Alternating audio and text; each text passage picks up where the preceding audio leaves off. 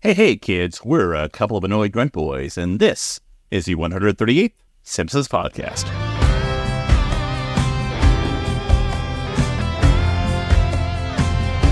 That's right, we're the podcast that explores the American animated sitcom The Simpsons from seasons 11 and beyond, and the newest ones when they're available. I say we because I'm one annoyed grunt boy named Steve, and I can't do this on my own. So with me, as always, is the other annoyed grunt boy, Craig. Welcome, Craig. I wish I had more syllables in my name. Do you find it hard to just be a single, just Craig? I mean, you're a Steve, but you can also draw Steve out like Steve. I mean, but you're not. Your full name is Steven, so Steven. Yeah. Like, I'm Steven the podcaster. But I can Craig. Yeah. And Craig is such a guttural Craig. Like if you got the phlegm in your throat, like, Craig. I blame the Irish. Yeah, I do. It is a very hard and Craig. See, I used to, when I was a kid, I used to go by Steven, but I stopped for two reasons. One, I have the classic Germanic spelling of Steven, so it's a PH, and so I didn't like people calling me Stefan, or Stephanie.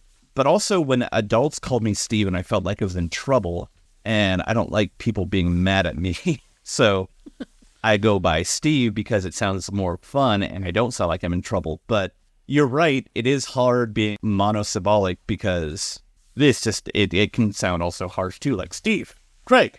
So you didn't like it when you're watching, let's say, Family Matters, and then Steve Urkel became Stefan. Was that the smart one, or was that the sexy one? That was the sexy, smooth one. That was also a weird thing because I don't know if I've ever shared this on the podcast, but... Wait, can I guess? Yeah. For one Halloween, you did blackface and you were Urkel. Oh, God, no. And it was last year. Did I do that? You were hanging out with the Prime Minister of Canada. Right. That'll be fine. Maybe I'll get a role on 30 Rock or something. No, my middle name is Earl, which was the original title of the Jason Lee series, but they didn't really do much with that. So my name is Steve Earl, and because when I was a kid in the 90s, they didn't know about country Americana singer-songwriter Steve Earle, so they just heard Steve Urkel, and so they would call me Steve Urkel.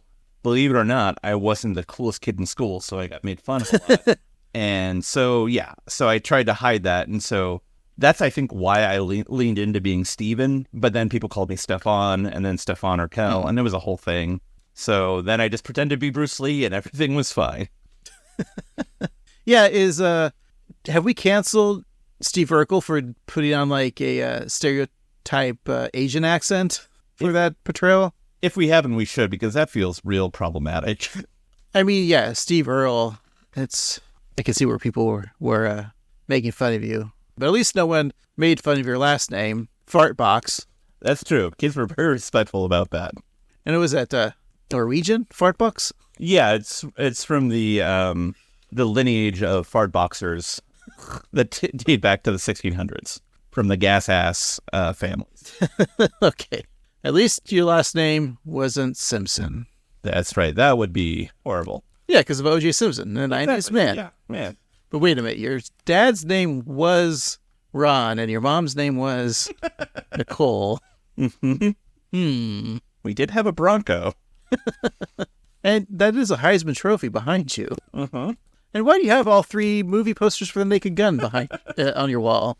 And I have swag from Hertz Rent-A-Car and Isotoner gloves. You're really into golfing, too. Mm-hmm. I mean, if I don't golf, but if I did it, I think I'd get a hole-in-one every time. Where are we going with this premise? I have no idea. I don't know, but what if we just, went back in time, all the way back to February 25th, 2024. Craig, what was the number one movie in the box office? Well, it's still reigning supreme in the box office, Steve. That's right. The movie everyone has asked for. Apparently, it's true because it's still number one. It's the Bob Marley, One Love biopic. I wonder if it's going to be so successful that they have to make a sequel that they'll call Bob Marley 2 Love. Yep, file that one, Steve. Okay. Cool. I got what it's deserved. Yeah. Hey, Steve, make everyone happy by telling us the number one song on the Billboard Hot 100. Once again, the number one song on the Billboard Hot 100 is Lovin' on Me by Jack Harlow. Now, Steve, you have a really good memory. Mm-hmm. Can you go back to last week and try to come up with the title for the hot rock and alternative song? Well, Craig, it's lucky because I have a really good memory. In fact, I remember everything. Yeah, so tell us the song. I remember everything. I know you do. That's why I want you to tell us the song for the rock alternative, number one. No, I'm saying I know the number one hot rock and alternative song. I remember everything. Who? No, it's not by The Who. What? What's not a band? They're on second. Rat? Third base. Okay. Oh, man, let's never do this bit ever again until next week. I'm sure we'll do it again. All right, so let's go to country, Steve. What is it like? You're a big country fan because your name is Steve Earle, so Right. you probably know like what established country singer is the number one, right? Yeah, is it going to be Garth Brooks? Is it going to be Travis Tritt? Is it going to be Trisha Yearwood or Hank Williams Jr.? It's going to be another country star. That's right. Number one song on the Country Hot 100 is Texas Hold'em by Beyonce. Now, was there controversy or like radio stations, like country stations, like not wanting to play this song because they don't consider it country because it's Beyonce? I think so, which is dumb because it is. I've heard the song a lot just because my wife is a big Beyonce fan, and it sounds like country to me. So I think it's as valid. In fact, I find it to be more enjoyable than most country songs I hear. So, yeah. It also sounds kind of racist that these country stations aren't playing it. 100%, yeah. And then, of course, hot dance electric music. Steve, what do we got there? I hope this song doesn't disappear because it's Houdini by Dua Lipa. Or as I like to call her, Dua Lipa. Lipa. Dupa Lupa. All right. So now, I don't think so. Yeah, no, I made good money, I think. I'm still in the throes of the Oscar race of 2024 because my goal this year. That's not really my goal. It's my significant other's friend's goal that I have to watch these movies too because there's a Oscar viewing party. Anyways, I watched. I only got one more Best Picture movie to watch. So I haven't watched it yet. So no spoilers to Past Lives. I haven't watched that one yet, but I watched The Zone of Interest. And if you guys don't know what the movie is, it's a movie called The Zone of Interest. It's about the commandant of Auschwitz and his family life. It's not the feel-good movie of the summer. That's all I have to say. Not quite Barbie, you're saying. Nope. I prefer the other Nazi movie, Oppenheimer. Actually, I'll have to say The Zone of Interest was a great film, and I think everyone should watch it. And if you do watch it, it's one of those movies I think you need to experience it in a theater, or at least if you're watching it at home, have surround sound. Don't watch it on your mobile device.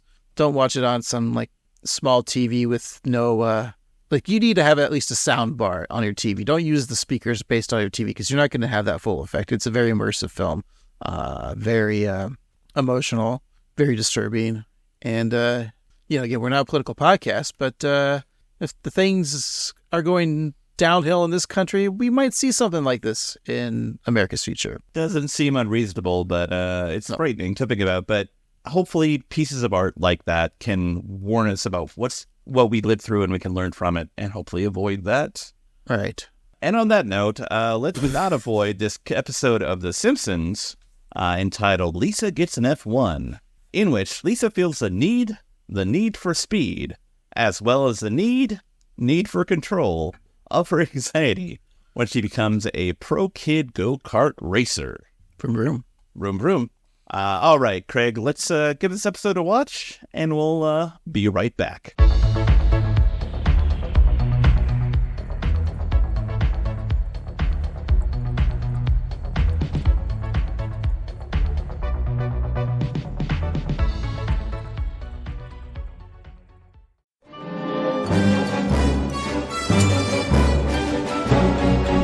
We're back. Today we're talking about Lisa Gets an F1, the 12th episode of the 35th season. It originally aired on February 25th, 2024. It is episode 762 in the show's run. Your nerd code is 35ABF05. It was written by Ryan Coe, directed by Timothy Bailey, and your showrunners are Matt Selman, Michael Price, and Al Jean. All right, Ryan Coe.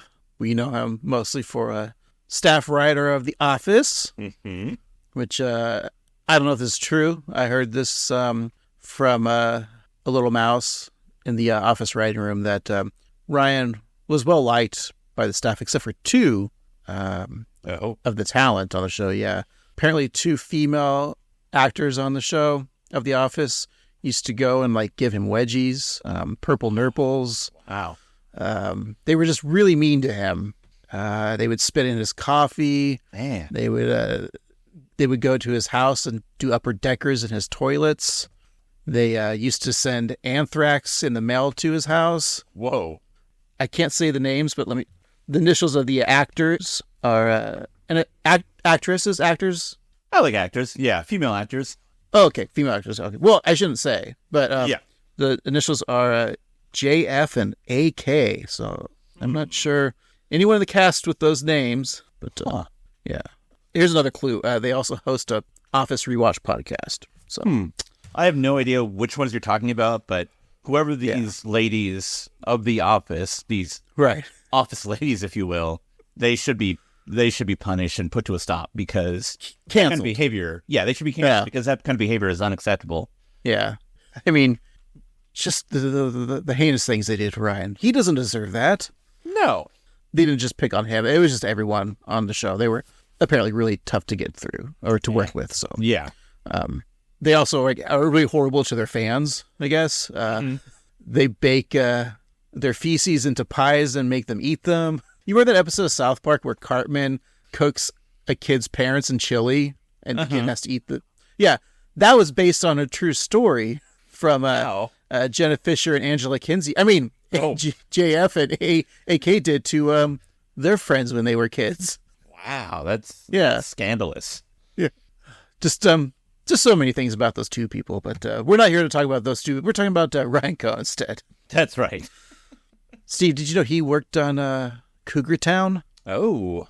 The show before... it was the show after... What's his name that did Scrubs? Bill Lawrence. So it's Bill Lawrence show after Scrubs, but before Ted Lasso. Indeed. It's the ugly stepchild of Bill Lawrence, right? Yeah, I've seen Cougar Town, a lot of it anyway, and I thought it was a fine show with a really bad name. Cast was very good. Courtney Cox, Busy Phillips, others. Probably Kristen Miller showed up in there. Yeah, Bill Lawrence's wife. I think she was a character, wasn't she?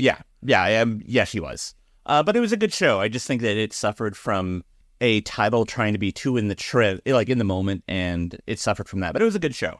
What does Busy Phillips do when she's not doing anything? Is she just bored Phillips or? Yeah, idle Phillips. We've talked about Ryan being nominated for 3 Writers Guild of America awards, and he's won an Emmy for The Simpsons. Very nice. Which is something that we will never be able to say about ourselves. No, because we're not Ryan Coe. Of course, wrote for the Harvard Lampoon at Harvard University. Steve, is the Harvard Lampoon still a thing? It is. Let's see who the Harvard Lampoon's head writer is now. I don't know. Whoever it is, in like 5 years, we're going to be doing an episode about... We're going to do an episode about an episode that he wrote, or she wrote, or they wrote. Right. I mean, it's a Harvard Lampoon, so it's probably him, just because they're tended like dorky white dudes.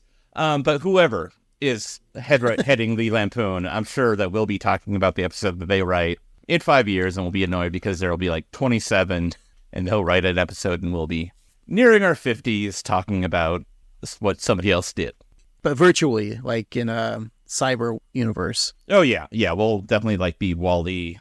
Ryan Coe has written 11, Steve. We've reviewed 9 of his, or this will be the 9th kind of. Yeah, we've done most of his writing.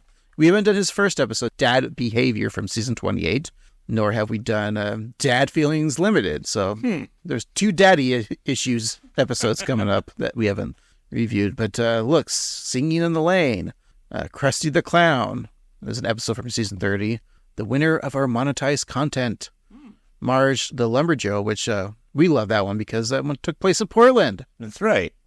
Bart the Cool Kid, When Nelson Met Lisa, Game Done Changed, from season 34. And then the Treehouse of Horror 33 from last year as well. And now this one, Lisa gets an F1. Oh, boy. Which is also, of course, a take on the classic episodes. Lisa gets an A and Bart gets an F. Vroom vroom, Steve. Vroom vroom. Our episode begins with neither a chalkboard nor couch gag, not even a title gag. So let's just jump into some hot racing action. It's the final lap of the Springfield Little Grand Prix, and the carts are tighter than a Royal Corgi's collar as they head into Lard Lad Turn. We have contact. Things are looking bloody grim for the rising star of KF1, Kids Formula One, Lisa Simpson. Simpson spins out! Look at that icy car. Clearly, this pre-tween dynamo has never felt a modicum of unease in any automobile. That announcer has a great voice. Who is it, Steve? Why, that's actor, comedian, sex icon, director, and musician Matt Berry, playing the role of race announcer Chester Arborday. So Berry is known for his roles on several classic comedies, both American and British, from The Mighty Boosh, Snuffbox, Garth Marenghi's Dark Place, Toast of London, Toast of Tinseltown, What We Do in the Shadows, and most recently, Fox's other animated show, Crapopolis. In addition to all that acting and comedy, Barry's also a musician. He's composed music for Snuffbox and Toast of London, and he also has a prolific music career of his own, releasing 9 studio albums and several other recordings that are a wonderful mix of acid jazz, 60s pop, and TV theme music. And I gotta say, I'm a huge Matt Berry fan, and you might hear him and think, oh, he's a goofy, silly guy, and he is, but his music is actually very good and beautiful and serious, and I like it a lot. So Matt Berry is cool. Yeah, I'm a fan of Matt's as well, but I've actually never listened to any of his music. And the reason is, Steve, is because the Tower Records in Portland closed down years ago, so I haven't had a chance to go to a record store to buy and purchase albums. So that's fair. I understand. Yeah. Yeah, so it's tough, I wouldn't know where to listen to music. Luckily, I still have my subscription to Columbia House, so I can send directly to the mail. So, do you think if I send you a couple of blank cassette tapes that you could go and record them for me and send them back?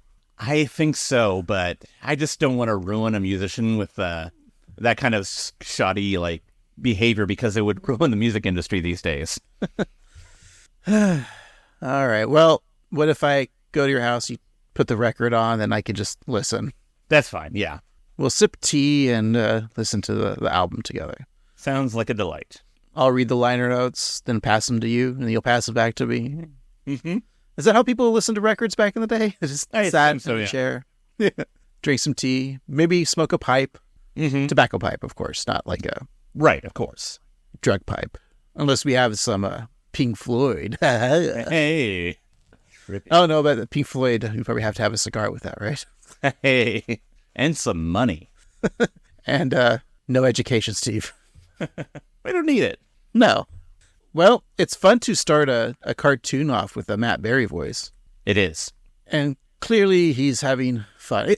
His voice is so fun to listen to that it's an earworm and you want to emulate him, but it's kind of difficult. So I'm going to try my best not to try to speak like him in this episode. That's my promise to the fans. I'm going to try as well. Although I found a fun exercise of trying to sound like Matt Berry is to say the year 1924. 1924. See, I think it was like 1924. 1924. 1924. 1924. Now you're doing too much of the Yeah, it's true. Yeah. All right. So, Steve, you're probably confused by Lisa in a go-kart. So, luckily, we're going back 2 months before this is happening, okay? This is like, a cool movie that starts off in the middle, like the 90s, when Tarantino did it and everyone started doing it. Or those comedies where you're probably wondering how he got here. Well, that's similar scenario. So like I said, 2 months back, where Lisa's in the backseat of the family cars, Homer is driving like Homer does erratically. So Lisa is warning her dad about like hitting an oncoming median. He's assuring her that it's all part of the plan. So as he like U-turns over the median, Lisa freaks out, bracing herself for like a potential accident. Meanwhile, Bart is just calmly reading in the backseat the latest issue of Slingshot Aficionado. It's a magazine parody of Cigar Aficionado that everyone's dad in the 90s subscribed to. Either had like Arnold Schwarzenegger on the cover, or Burt Reynolds, or even former President Bill Clinton, right? And don't forget America's dad himself, Bill Cosby. Well, I just remember like the Bill Clinton cigar was just like had like multiple sizes, and he had a smirk on his face and next to a blue dress. Yeah. I think I'm making that one up, guys. He was never on the cover, was he? Bill Clinton? I don't think so. I don't put things in my mouth. I mean, so let's read you the joke. You had famous cigar smokers like Arnold Schwarzenegger, Pierce Brosnan, and Monica Lewinsky. That's this. All right. The cover of Slingshot Aficionado says Death of a Legend. And why, that's a picture of the original bad boy himself, Steve. Dennis the Menace. Yes. Should we shoe one out for Dennis the Menace? Yes, let's all mourn like Mr. Wilson most certainly did. Who was it? Jay North. He's still alive, right? Played the original Dennis the Menace. So a fun bit of trivia about him is that he legally changed his first name and found a second career as an actor of a different kind when he changed his first name to Peter. Jesus. The Peter North, the porn star? Yeah, exactly. Okay. I think he's still alive with us. Did he do a voice on The Simpsons once? He did, yeah. I think he played himself. Yeah, it's his like second to last credit. His last credit was on the movie Dickie Roberts, former child star, where he played Jay North. Is that for the hit 2000? No, the hit 2003 Spade movie, right? Oh yeah, that's right. That's one of those David Spade movies I haven't seen. I think you're not alone in that. What a weird, not weird joke, but like, do kids understand what Bart's reading? Like, it's a Cigar Aficionado parody magazine and Dennis the Menace on it. Okay, so before you think about kids these days knowing what Dennis the Menace or Cigar Aficionado is, you have to first explain to them what a magazine is. And a slingshot, maybe? Yeah, and a slingshot too. Like they probably think that's how you find water or something. Like, slingshot sounds like a feature on TikTok, to make a video. Yeah, it's like a quick rewind or something. Yeah. But again, our kids watching this show, no, clearly only 40-year-old overweight men like us are watching that. That's right. Speaking of overweight men, Homer impatiently swerves to miss a Springfield City Transit Authority bus, then tells Bart to prepare himself for soccer practice. He then swerves the car onto the soccer pitch, flinging Bart out of the window into the net, shouting, "Goal!" Wait a minute, Steve. Yeah. Didn't you cancel that goal joke in Joke Jail? Yeah, it should be in jail. Yeah, I think you put that in Joke Jail in the episode where they go back to Brazil, right? That's right, yeah. I guess Ryan didn't listen to that episode. He's probably too busy listening to The Office Ladies. That's right, trying to plan his revenge. Against those bullies. Mm-hmm. He's planning his revenge against A. Kinsey and J. Fisher. No, wait, that's too obvious. Angela K. and Jenna F.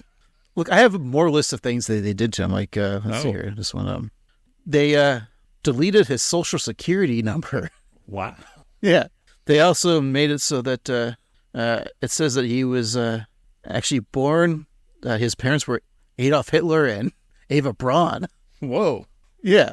So now he's got to go through life, people thinking that he's son of Hitler. These ladies are real pranksters. They're bad, yeah. Yeah, I don't really think George Clooney would prank them this bad. No, these are pranks that put Jim to shame. Yeah.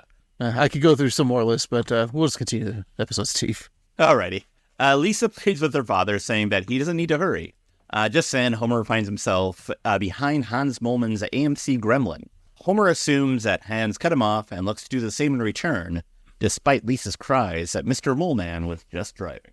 Is that a fun callback to Hans Moleman driving the Gremlin in the Treehouse of Horror episode, right? I think so, yeah.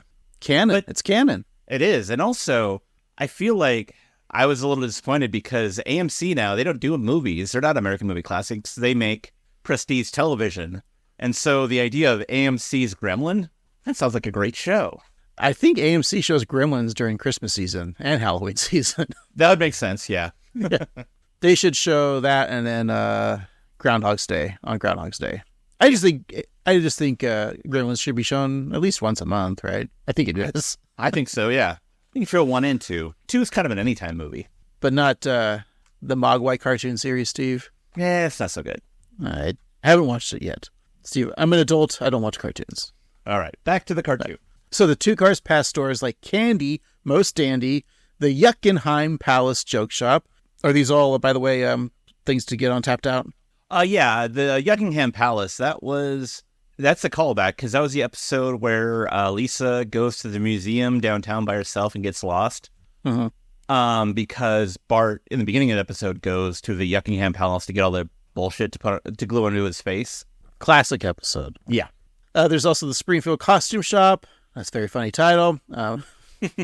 The Neat and Tidy Piano Movers, as Homer offers all-you-can-eat breaks. He pulls in front of Hans moment, but despite like Lisa stilted cries to stop. So Homer's like repeatedly breaking, checking Hans behind him, which is like an asshole thing to do is brake check. I've probably done it before to people, but road rage, it's not fun. No one wants it, but you got to do it sometimes, right? Sure. Anyway, so he warns Lisa about like some oncoming speed bumps, which will surely like result into some air, as he mentions. So then the car flies into the air with a Slingshot magazine and a drink from Krusty Burger floating in like gravity, like slow motion, until Homer does like the spiral parking job in the front of a children's therapy center. It's and says like it's a place for brain boo-boos.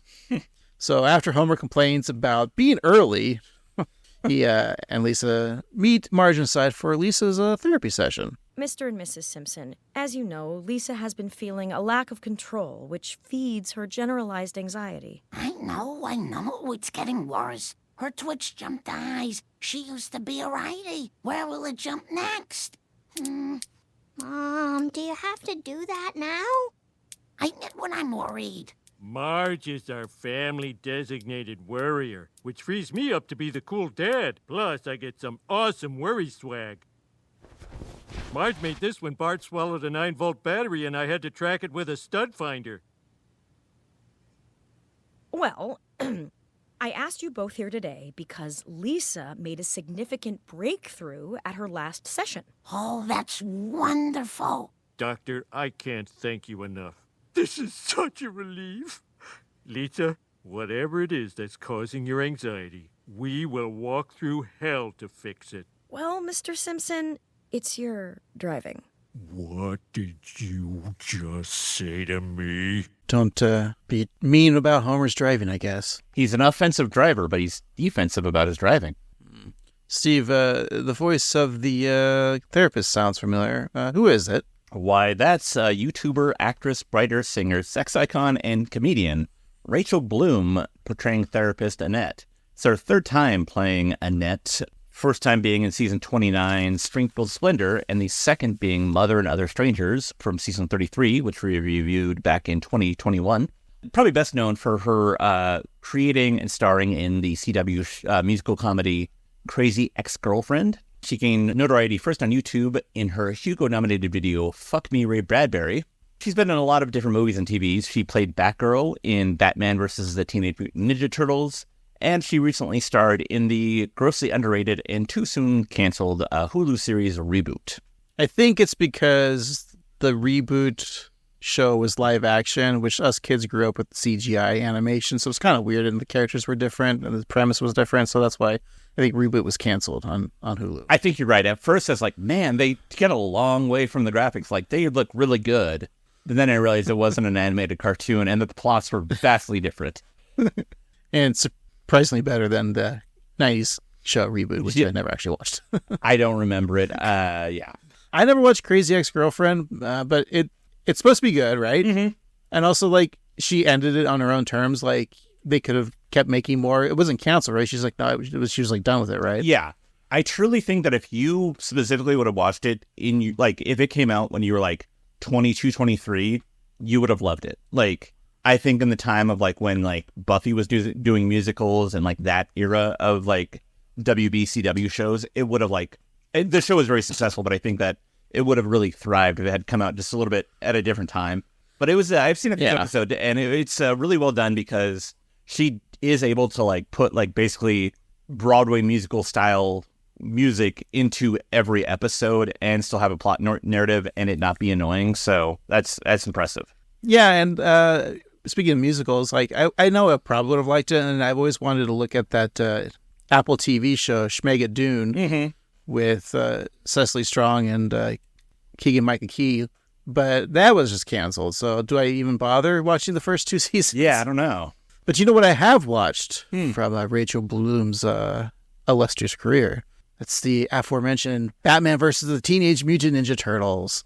For like a direct-to-DVD, or it's like that's what they're called still, right? Even though like, this was before streamers, I guess. But anyway, those streamers are around, but you still call those like animated movies that are like just day ones out on like streaming and DVDs. But anyways, not bad actually for like a crossover type of cartoon. It was fun. I've heard really good. I've never seen it, but I've heard really good things, and those are two of my favorite franchises as a kid. So I can see it working well. It's an interesting dynamic. You know what? You would make at least $20 for me, because that's how much the DVD would be.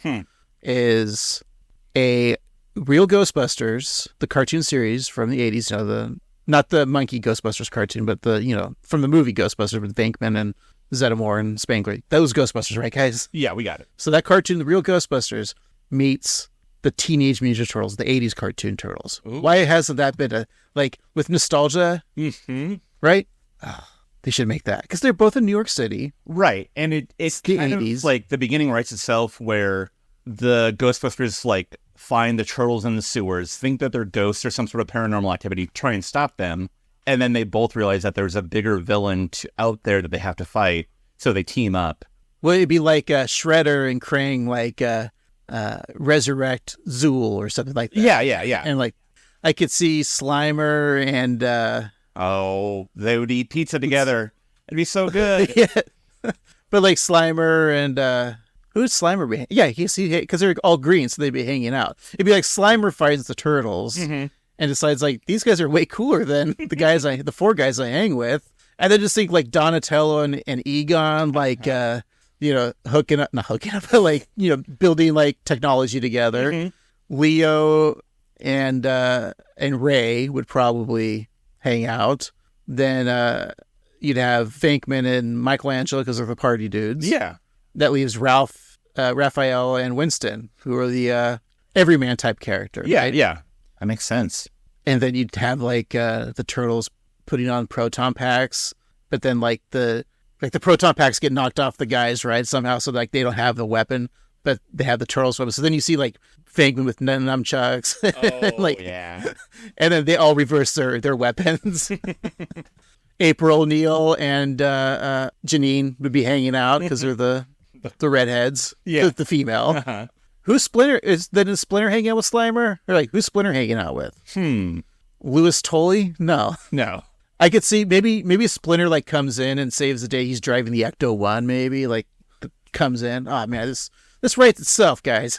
Oh yeah, and then you can have a whole line of action figures. But I'm sure they probably already did this, but with I think they do. Yeah, the turtles as Ghostbusters, but also you have the Ghostbusters kind of dressed as turtles, like with like headbands and their appropriate weapons, and like the color scheme to match whatever they're doing. I love this idea. I would also pay $20 to watch this. So make 2 DVDs, $20 each. You got $40 right there. Yeah, sure. I mean, I guess you could borrow my DVD if you want. Okay, I'll come over. We can watch it and smoke a pipe and watch it. Yeah, and then listen to some Matt Berry LPs. All right. Well, Lisa tries to calmly explain to Homer that he can be a little aggressive behind the wheel, but Homer admittedly states that he drives at the speed of traffic, which is what you're supposed to do. Marge asks Homer to at least listen to the good doctor. Not that one. But Homer says that Lenny says he's a cool driver, but then he snaps, telling everyone that everything is always his fault. He tells Annette that she's a terrible driver, and that he is much faster than her before storming out of the therapist's office. So Homer drives off with other drivers honking at him. Marge goes to apologize for his behavior, but before she can, Homer FaceTime calls Annette, saying that he has some nerve putting thoughts into Lisa's head. Annette begs Homer to continue this conversation when he's not behind the wheel. Just then, sirens go off, and Homer tells them to go around, which I'm going to try the next time I'm behind the wheel. Yeah, right. Annette, Marge, and Lisa watch through the phone as Homer flips the car over, causing a Krusty Burger, some fries, a drink, a tube of chapstick, some spare change, and a happy little elf doll to fly through the air. That is such the power move. You have sirens behind your car and just throw everyone to like, go around. What's the other thing that Homer did in an episode previous from a couple weeks ago where he's at the Isotope Stadium and he's like, trying to get the Isotopes not to move to Albuquerque. He's like, all right, well, let's go get lunch. Do you want to get lunch now? Oh, yeah. So if you get pulled over for doing that thing and after the cop uses the ticket, like, all right, well, do you want to get lunch now? Yeah, there's another alpha move. Yeah. Right? We can get donuts if you want. A little on the nose there. Yeah, you're right. I'll just say, let's go get some pulled pork. Does that mean you're going to give the pig a hand job? Is that what giving a hand job to a cop is called, a pulled pork? Yeah. Oh, all right. What's then what's a ham sandwich? Oh, that's when you are in between two cops. What's a pork tenderloin? That's when an effeminate gay cop power bottoms you while reading you your rights. What's a pork chop? That's when a cop dresses like a karate man and does karate chops while giving you a blowjob. Okay, well, what's a pork belly? Basically, that's just when a cop comes on your belly. How about a carnitas? That's when the cop burns rubber onto your face in his car. So it's like, it's a weird fetish thing, but like he's shredding and he's also in a car, so it's a carnitas. All right, last one, Steve. What's dong po pork? It's another hand job. It says here it's a Chinese fried braised pork dish. Oh, that's right. That's what that is. Yeah. It's delicious. I have that all the time. Well, Homer tells Annette that he's not the one on trial, just as then Wiggum throws a pair of handcuffs on Homer in his upturned car, informing that the trial's in 2 weeks.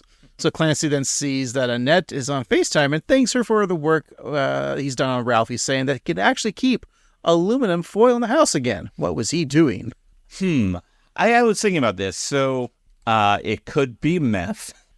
Do you need meth for aluminum for meth?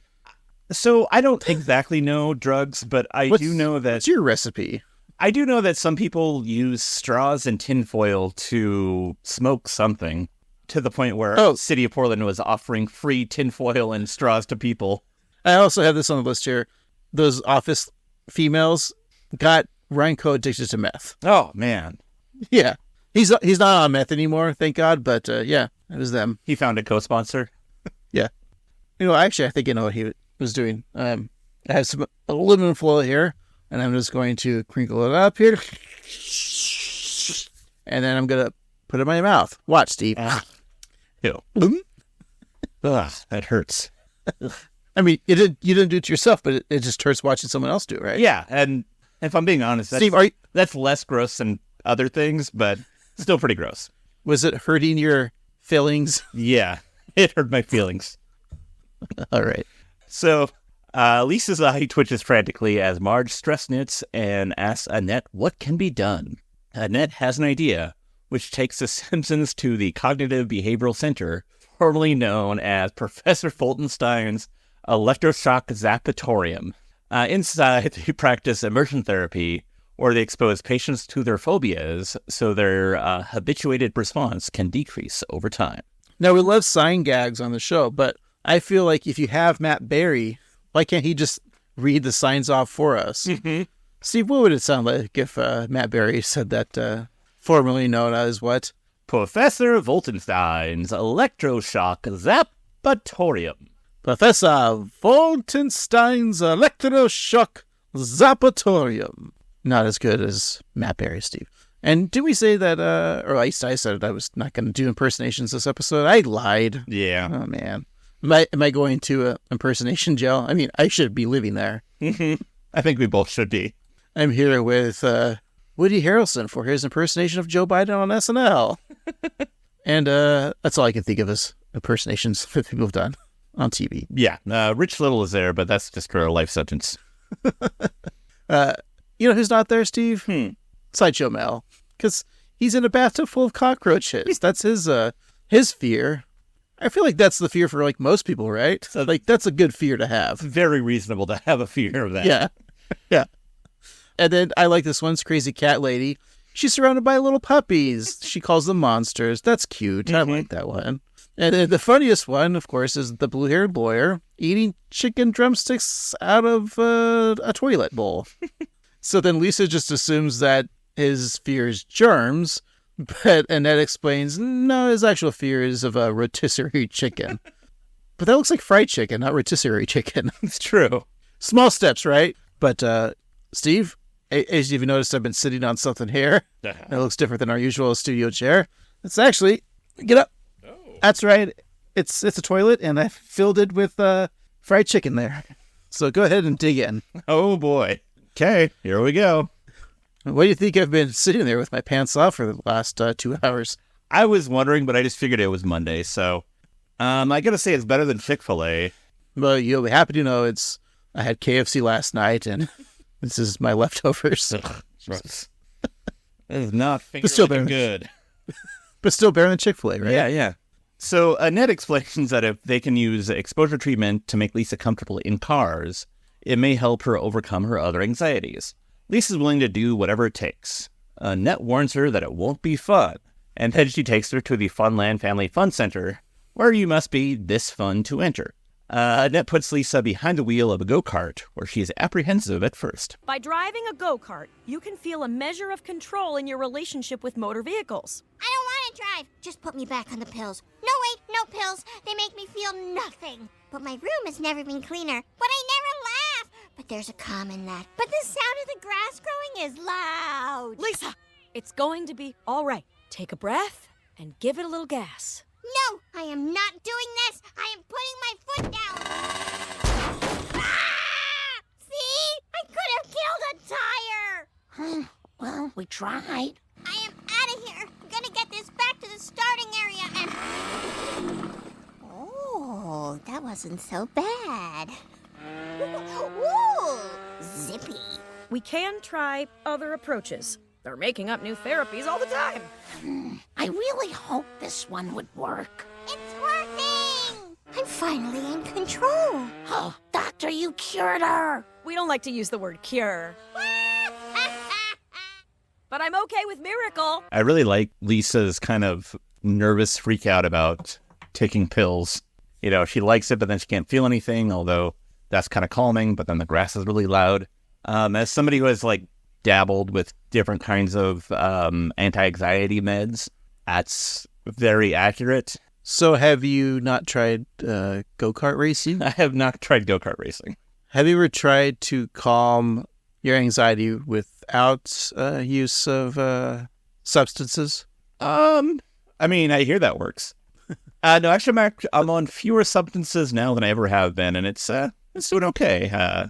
Meditation, exercise, and walking have been good. Would you ever try the go-kart therapy? I mean, maybe. When was the last time you were on a go-kart?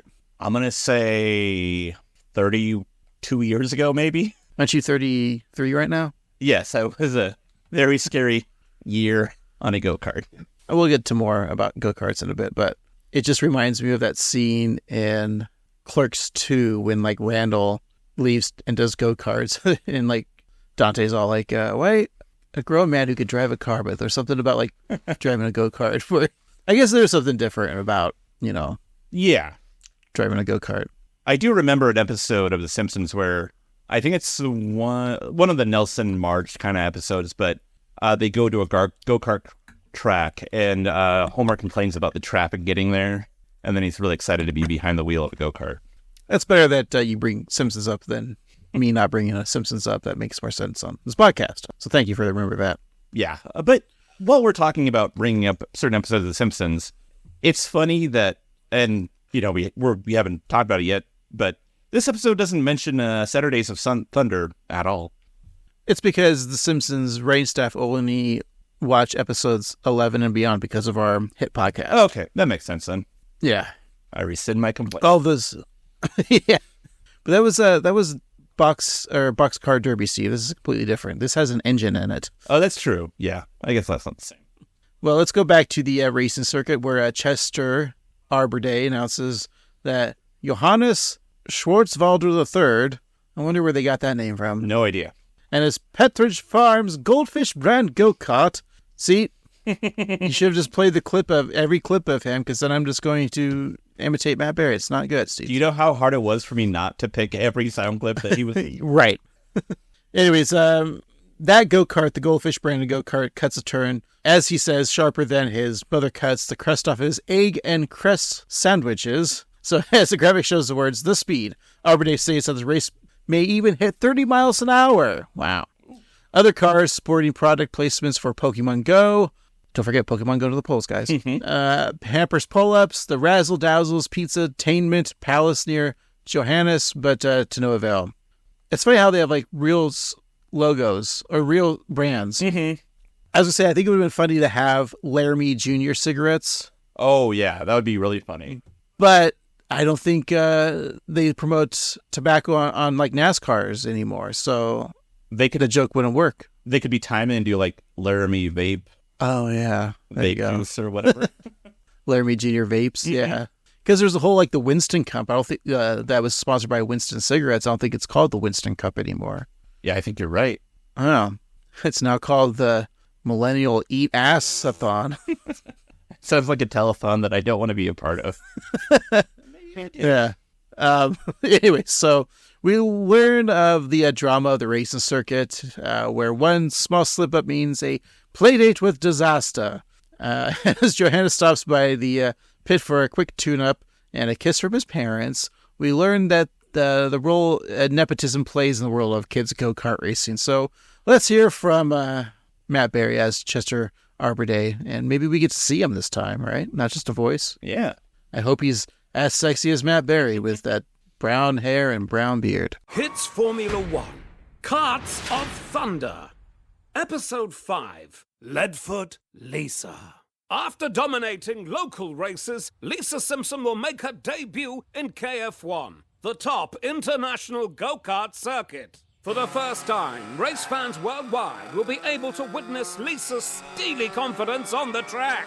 I can't wait to get out there. For me, it's not about winning or losing, it's about control. I used to be this big bundle of worry and anxiety, but on the track, the world is going so fast, yet I am in complete command. The stillness at the center of power. I feel it everywhere. The other day, I got my first A- ever on a test. No biggie. Uh-oh. Am I allowed to do that? Will I lose more points? Does anyone have tape? Lisa is very good at her job of driving around and around. Not the face that I would have pictured for No. Arbor Day. It looks like me if I had glasses and no beard. Or me if I had hair. Yeah. They were like, I just put the Inouye Grunt Boys together as one character. That's what they look like. Yeah. And look, they're fans of Matt Berry, so we'll give them that.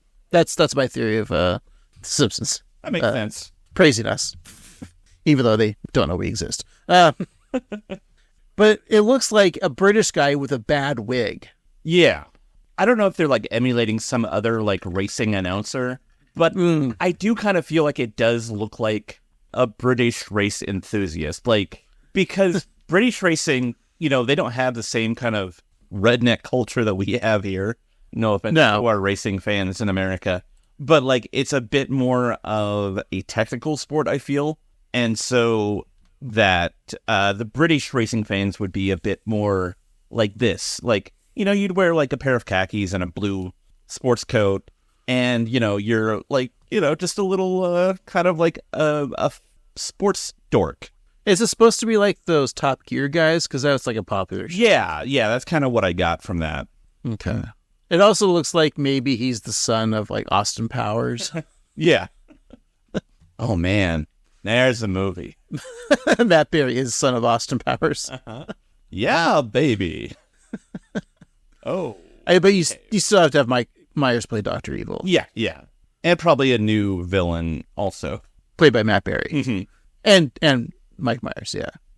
Anyway, so Arbor Day asks, where did Lisa, the fearless phenom, come from? And he wonders if she was the scion of a Greek shipping magnate or the scion of a Dutch shipping magnate.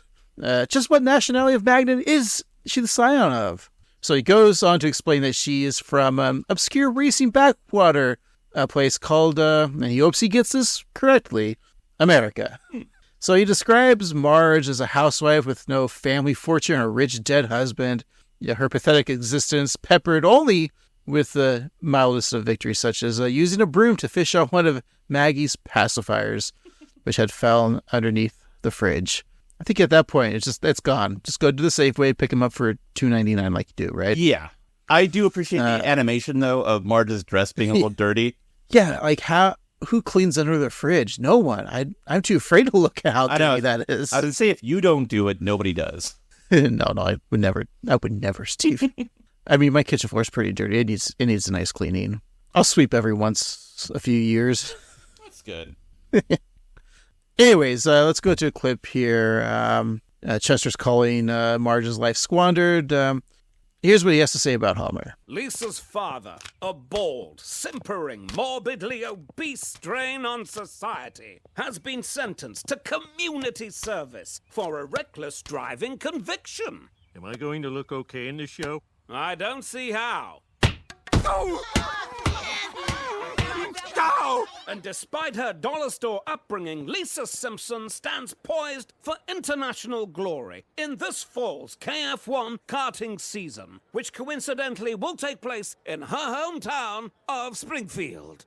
We are happy to welcome these wealthy child racers and their smoking hot trophy moms. Oh, yeah! European racing teams have descended upon Springfield, and, as always, the crew to beat is Italy's Team Duché. Their charismatic star is Paolo Paoletti, son of tracksuit mogul Fila Fendi Paoletti, in the number 7 children's strength Tylenol cart. The stroke man really is happy about the hot racing moms, apparently. Maybe that's why they call him the stroke man. I like the Team Douche. Kind of timely because it was only like a month or two ago when the F1 racing came to Las Vegas and shut Vegas down. That's right. So it's kind of a parody of that. It only happened like a month or so ago, which I think a lot of people were pissed about that because they blocked off like the walkway. So even if you're just like trying to walk through Vegas, like you couldn't see anything. You were like in a tunnel because they didn't want like looky-loos watching the racing for free. Right. So I think it pissed off a lot of locals, Vegas locals. I think Vegas is really struggling to figure out their identity because they're so like beset upon like the gambling mecca of like sin that they are, but they're also trying to be an entertainment hub with like that dome thing and like having F1 and like all these like high-end artists, but it's also just a trashy, crappy place. So they don't know what they want to be. So it's confusing to be Vegas right now. You know, they got the Raiders there. They got a hockey team. They're going to have the Oakland A's. Well, it'll be the Las Vegas A's. Do they have a basketball team yet? Not yet. Do they have a water polo team, Steve? They do, but it's really cruel to the horses. Okay. We're talking about this like junior go-karting parody in this episode. So I did a little research, Steve. Oh. And there is junior go-kart leagues. And specifically one here is the K1 Speed. And they have like tournaments, every year. But then there's, like state and then nationals and then so there is a youth league. There's also an adult league, which I thought was interesting. Like, imagine being an adult. You're not a race car driver, but you're a K1 go-kart professional driver. And I was looking up, so this K1speed.com, that's just where I did all my research, which is where I do all my research, by the way, which is, weird. Because all they talk about is go-karts. Yeah. There's 86 locations of these indoor go-kart races that start these leagues as well. But there's one in Portland, so if you wanted to do a go-kart thing, Steve, it's like $60 a person. But also each race, like also ends with the top 3 people, so you get to stand on a podium and they'll like take a picture. So I thought that's kind of funny. But yeah, it's a sport, I guess. For like these leagues, it's you enter your kid in, it's like $50 for an event. Yeah, so then I think if you like are one of the best racers like in the league that's in the city, then you'll get to race and go on to like state and then to the nationals. So yeah, that's the thing. So if I'm just looking at this, so it's $50 for each race. That Homer and Marge are going to be shelling out $50 for each race for Lisa's happiness, I guess. And I think $50 is too much for a kid to be happy, isn't it? Well, I mean, they're already spending a lot of money on therapy. Right. And to do that on top of this, that's like a lot. That's like Christmas and birthday all at once. Homer's health insurance probably doesn't cover therapy, right? No, probably not. No. Most health insurances don't really cover therapy, which is a shame. It is. It's criminal because mental health is as important, if not more important, than physical health. Yeah. And it's like, why do we have dental insurance and health insurance? Like, shouldn't they be one and the same? Yeah. Like, why do you have to pay an extra however much a month? Yeah. System's broken, folks. What? Even in America? Not a political podcast. There's your junior racing, so it's a thing. Good to know. But I really think this is more making fun of the European F1 racing. Yeah, I think with the kids. Speaking of the Europeans, we then meet Paolo Paletti, who is in front of the team Douche Tourbus, and he states... Say douche. Douche Tourbus.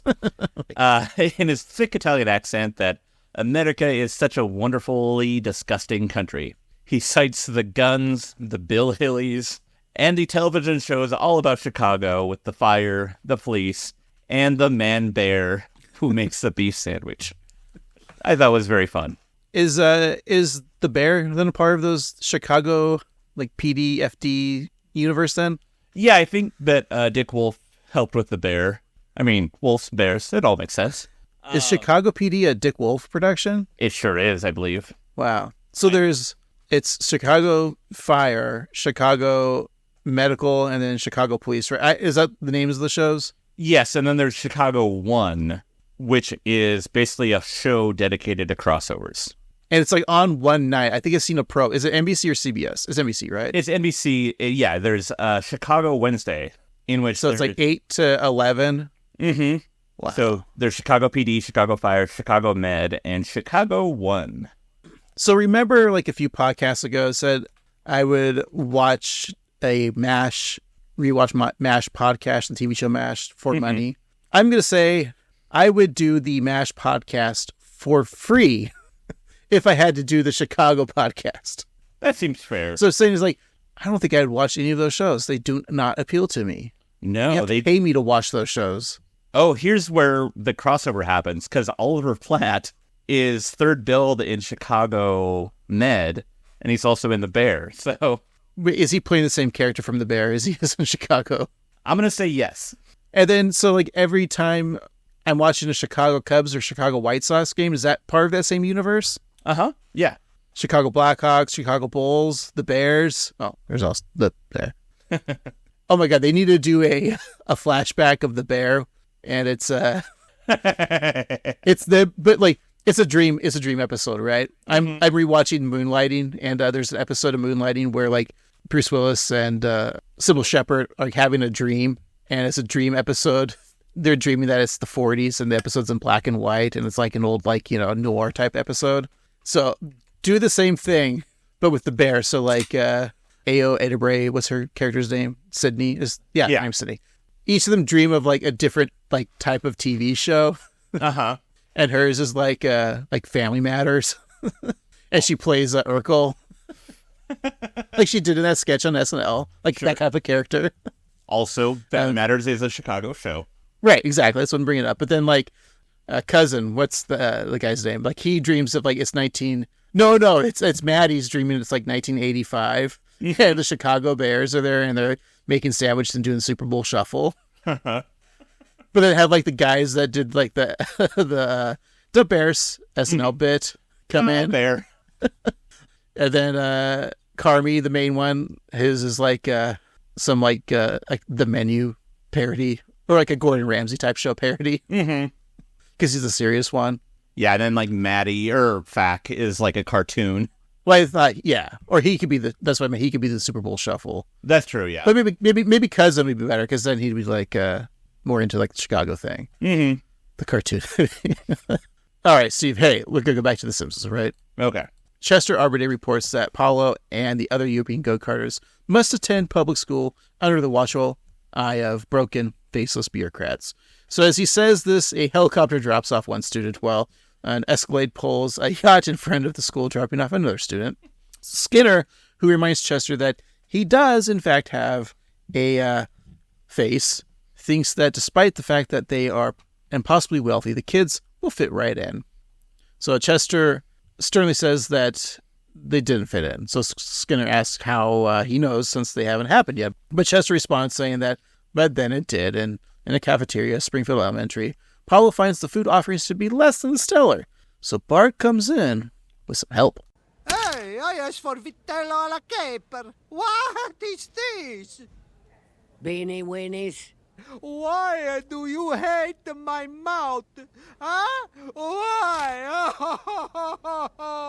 Look at that sad foreign kid. He just needs a regular American to reach out and take advantage of him. Is there some problem here? This rectangle lady is trying to poison Paulo. Dry your eyes, Pinocchio. I'm the guy that can make stuff happen around here. It just might cost you a little. Whatever it takes, I give you one of each color. Purple, blue, green, purple again.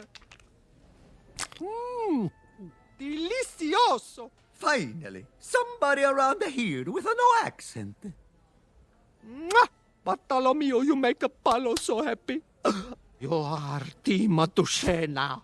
I make it a train on you. The Simpsons like to make fun of other countries' colorful money, don't they? They do. And Italians. Hey, they're the last group of people that we're allowed to make fun of, all right? That's right. Yeah, the Italians, I guess you can make fun of the Irish. That's true. And Canadians are still okay to make fun of? Yeah, I think so. Okay. All right, I'm going to write this down. Italians, Irish, Canadians. How about the French? Yeah, I'd say so. Okay. How about the Belgians? Oh, no, you can't make fun of the Belgians. Okay. How about the Spaniards? Feels more racist somehow. Yeah, okay. I think the Swedes are fine. Okay, Swedes. Turks? Yeah, but not about being a bird. I meant the Donald Faison character from Scrubs. Oh, yeah. You can't make fun of them. They're great. Okay. And then finally, the Polish. Oh, yeah. All day, every day. They won't get it anyway. As the racing PA invites the gentle kids to start their two-stroke engines, Marge takes a selfie with Lisa on her first international go-kart race. Marge asks Lisa if she put on her sunblock, but Lisa, in her Lunchable go-kart, reminds her mother that she's wearing a fireproof jumpsuit. Done with his community service, Homer arrives in the stands, eager to see Lisa race. He tells Marge that he wouldn't miss seeing his little Danica Patrick for all the Jolly Ranchers in the piñata. He then pulls out a piñata from Milhouse's birthday party, saying that the kids never check their legs. This is interesting, too, because in a couple scenes prior, we saw him walking in the park where other kids were at a birthday party with a Shrek-like piñata. So there's two piñatas in this episode. This is something interesting. Blue Shrek. Blue Shrek. When's the last time you checked the legs of a piñata? Been a minute. Also, are the Jolly Ranchers unwrapped in that, or is he just eating the wrappers with us? I hope that they're wrapped, because otherwise that's just a sticky mess. But also, if you're just eating the plastic, that's gross too. I don't know. It's kind of a lose-lose situation for me.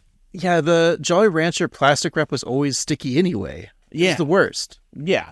Especially when you're like trying to get it off and like maybe some plastic gets stuck to the Jolly Rancher. Yeah.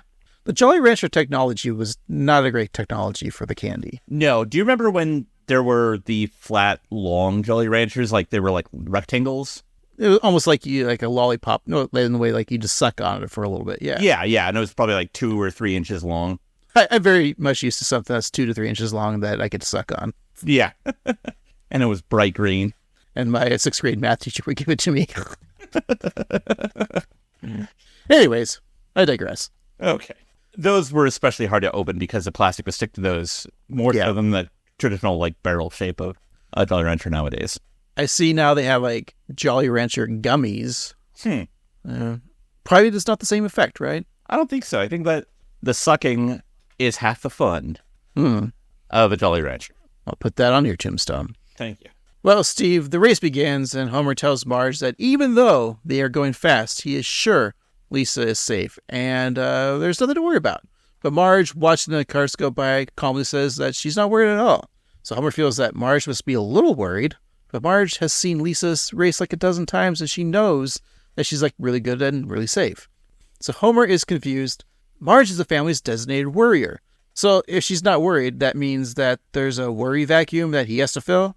And also saying that vacuuming is Marge's job, which is clearly another sign that the writers listen to us, because all we bring up is that her only thing is vacuuming. Yeah. Every podcast.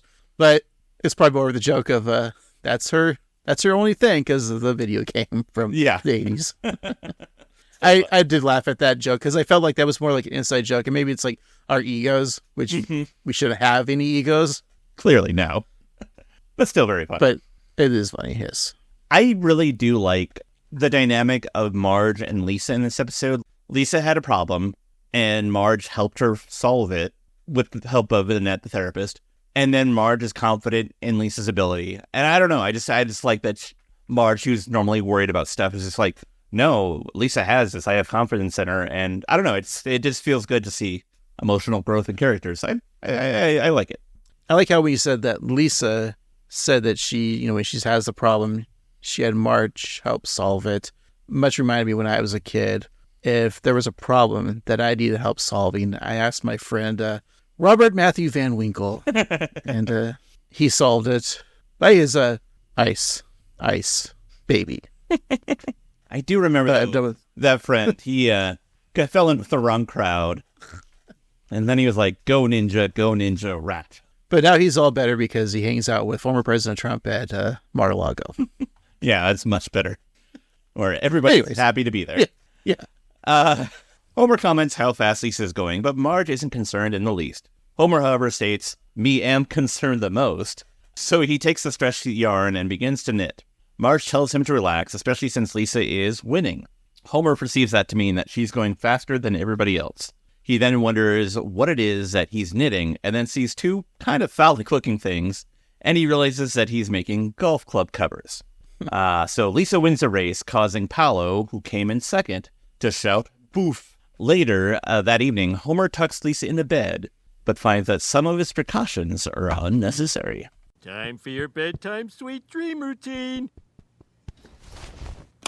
Here's your night terror, teddies, and I'll set the nightlight to Boogeyman Banisher. Dad, I don't need all that. I don't have anxiety anymore, and I have you to thank for it. Me? Yes, your unhinged driving made me face my fears and get into go-kart racing. This is on you. Oh, my fault. All on me. Did you ever have any, at Lisa's age, like, were you ever afraid of the dark, or like, there's like nighttime things where your parents had to calm you down or any of that? Yeah, I always was preferential to the dark. Daytime scared me because that's where other people were. So nighttime was like my time to shine. But I think as a kid, as a little kid, I probably had some nighttime fear. And I remember having like a blankie, like a yellow blanket that I called Blankie. That was like a comfort blanket until I was like 3 or 4. What about you? I don't know if there was anything like that. It was, I just was go to bed, and I did. And I think I had like a Donald Duck nightlight, but I kind of specifically remember a time where I'm like, it's too bright in here, and like getting up and like pulling it out of the plug. God, it's better. Maybe if the only time I had like dream or like scariness, like bad dreams, is like when I'm sick, you have like those fever dreams, literal. Oh yeah, so those are awful. So maybe you'd have those like where your 6th grade math teacher comes into your room with a Jolly Rancher, and he says your parents let him in, and you see your parents are tied up, like duct tape in their mouth and tied to a chair. And this was last week. And he flicks a condom onto your desk with his thumb. I'm like, wow, that's impressive how well he flipped that condom down there. Let's just continue this show, Steve. So Homer's dreaming of racing on a track similar to Mario Kart's Rainbow Road. We get this little Mario Kart parody here. So Lisa, of course, is going to be Mario because she's sporting that, mustache. And she even says, "It's a me, Lisa Mario." Still better Mario than Chris Pratt, right? It's true. Behind her, Ralphie is a Toad, and Cherry O'Terry is Princess Peach, and Nelson, of course, is Bowser. So Lisa's gaining some air and hits like a power-up and says that thanks to her papa, she's risking her life in, Mario accent. So Milhouse is there as Yoshi simply says that he's a dream version of Milhouse before being blown up, and Homer is now Wario. He pulls up alongside Lisa, telling her that his bad parenting has led to her doom. So with a wah, he tosses a trauma bomb, knocking her off the track, and Homer wakes up saying, "It's a me, Wario. It's my fault. Wah." Fun scene. It is a really fun scene, and I really like the visuals of that. I know Mario Kart, and I like Mario Kart a lot. I feel like there's a subculture of people who are like really into Wario and Waluigi that I don't fully understand. It's like a sex thing? It might be a sex thing, yeah. Okay. So, I mean, if you're out there, I'd love to hear about it. I don't need to see anything, but yeah. Where did I see that? Like, there's a place, speaking of go-karts, I swear there's like a indoor go-kart thing where the go-karts are Mario Kart themed. That's fun. Yeah, it is fun. Was it real life or like a virtual thing? I don't remember. I swear I saw something like that. Were you just playing an N64? Like that fun in real life? I was still playing the Super Nintendo original version. Oh, classic. Yeah. In a club with a disco ball, DJ, and kids dancing, Bart asks Paolo if he's liking the vibe. He asks if there's not enough or too much bass, warning him that less bass is going to cost him. Bart snaps his fingers, and lunch lady Dora brings a plate of tater tots and a bottle of ketchup on ice. Paolo's impressed by the ketchup bottle service. Okay, we talk about joke jail. I'm not saying this joke has been overdone. I don't know why. I just didn't like ketchup bottle service. Like, they're making a parody of like fancy clubs where you have bottle service where you spend like $300 on a $14 bottle of vodka just to have it the luxury of having a whole bottle to yourself and having it delivered. It's a baller move, and that's the whole point of it being so expensive. And I know that they're kids, so like ketchup, I don't know. Something weird about an Italian kid being impressed by ketchup. I don't know. It just doesn't hit right with me. No, I agree because he's complaining about the American food when he gets to the cafeteria. And the most American thing, I think, is ketchup. And right. So he would still be like eating more bougie. Yeah, exactly. And I think like if they're going to do the ketchup joke, maybe there should be a setup of like, they have like Hunt's ketchup is on the table, but then like take that away and then they bring out like Heinz or something like that. That's or like a fancier, a hoity-toity ketchup. Mm-hmm. It's like Heinz 1 instead of 57. It's like, no, this is the real Heinz ketchup. Heinz 1. Or, Yeah, exactly. That's a good move. Yeah, I like that. All right. There's the punch up. Very good. So Paolo is impressed by the ketchup bottle service, but he says that it's just like Milan, except for everyone is fat and ugly. Paolo shows his appreciation of Bart when they get an unexpected visitor. Bartolucci, I love you. Here is money.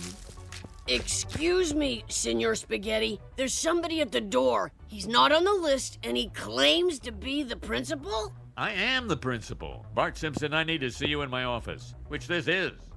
Bartissimo, this polyester tie man, he making me sad. Leave this to me. Seymour, why don't you take the afternoon off? Here, get your mother's tires rotated. That better not be a euphemism, young man. Principal Skinner, I need some help with the obituary for the class hamster. Is the correct wording died by suicide or of suicide? Oh, look everyone, it's my arch rival. Oh, enjoy your one win. You are only a flesh in the pen. I am the breaded veal in the pen. Apollo will be atop of the podium again. I'm sure you will. You're a terrific driver. Oh, see how she mocks me. I tried to look up if it was by suicide or from suicide, and then it was like a lot of hotline numbers, which is good. Did they almost like call you right now and interrupt this podcast? Yeah. This is by 988, folks, in America. If you need help, please talk to somebody. Your life is worth it. But also, by suicide is considered You're just looking for the correct wording. Yeah, not method. Yes. But I like how Lisa's, like he's kind of starting this rival, but she's just like, oh no, you're a good racer. Yeah. I'm excited to race against you. It's just, it's still kind of like in Lisa's mind, this is still just her therapy. She's not like, it doesn't seem like she's really at this like competitive edge, right? Right. She's just doing it for her own well-being. And she's, I don't even think she cares about winning. She just wants to like race and like have that control. Which is an interesting like take on this episode, because you think like the first thing you would write is like, then she just becomes enamored with like racing and is all about winning. And that's not what this episode's about. Yeah, exactly. I think that's an interesting move and I kind of like it. Yeah. Well, Paolo tells Bart that he hates Lisa and her family. And so Bart takes the wad of euros from Paolo and states that despite the fact that he's never met Lisa, he can tell from her vibe that she's an animal-kissing, Wikipedia-editing middle child who burps broccoli and farts tofu and won't do her brother's homework even for euros. That sounds like Lisa to the T. Yeah. Also sounds like something that Bart would write about Lisa on Wikipedia.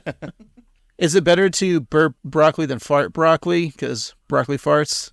I mean, I guess so. Burping tofu isn't unpleasant because it doesn't have much of it's like more of a vehicle for flavor. So depending on how you season it. But if you had like really spicy tofu, I wouldn't want to fart that. So is that a t-shirt? I wouldn't want to fart spicy tofu. Spicy tofu. Or I wouldn't fart that. Or just have a picture of spicy tofu. Wouldn't want to fart that. That's good. I like that. Yeah. Paolo replies that this girl who Bart has no connection to is like beating him, and that his thumb is raw from flicking it against his teeth in defiance. They don't use the middle finger, right? For FU, it's right. The teeth flicking thing I just did. Okay. Bart pours some extra virgin olive oil all over his new friend's thumb, which Paolo says is a boof. What is boof? They've been using boof a lot. I don't know. Like according to my favorite Supreme Court judge, it means to drink a lot, I think. Oh, okay. But I thought Clarence Thomas was your favorite Supreme Court judge. They're all so good. Well, like except for 3, right? Exactly. Okay. We're not going to name any names. Nope. Let's see if Urban Dictionary has a boof. Usually when I go to like Denny's, I'm like, do you have a boof? That's where I want to sit. To abuse or illicit substances via insertion into one's rectum. All right. Dude, I just saw Brian boofing some booze last night at a party. Rad. He said rad? Yeah. Rad, dude. All right. Yeah, so it's to insert the drug of your choice into your rectum to take advantage of the higher absorption rates found as well as the stomach. So kind of like butt chugging or sticking a vodka-filled tampon in your butt, which is not recommended because it'll kill you. You're just going to put your anti-anxiety meds up your ass, aren't you? Yeah. Oh, man. I'm so relaxed. Does that mean if I like stick Imodium AD up my ass, it has the same effect? Whoa, that's like... A hat on a hat? That's like the riddle about God making a burrito too hot to microwave himself. Yeah. Because if it's in your butt, then I don't know. Man, that's why we need the great philosophers. Is that a band from the 60s? Yeah. The Great Philosophers? Back at 742 Evergreen Terrace, Lisa hears the car horn honk and runs downstairs ready to race.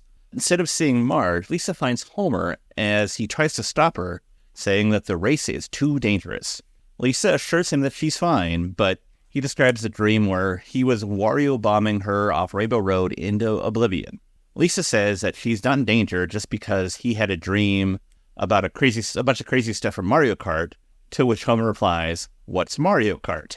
So Lisa vows to go to the race, and Homer vows to keep her safe. Lisa and Homer argue, but eventually, Lisa does head to the race. You never cared about that when you were driving like a maniac. Well, through some miracle of therapy, I'm in the driver's seat now, and I'm enjoying myself. And that's when you choose to care about my safety. You summed up things perfectly. So you'll stay home? No, I'm in control. Marge, stop her! I've never been more worried! Well, I've never been more relaxed. Hey, Mom, can I drive? Sure, give it a shot. No!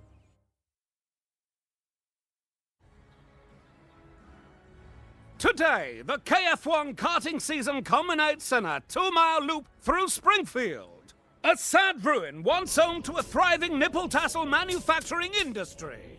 Stupid dad, worried about my safety.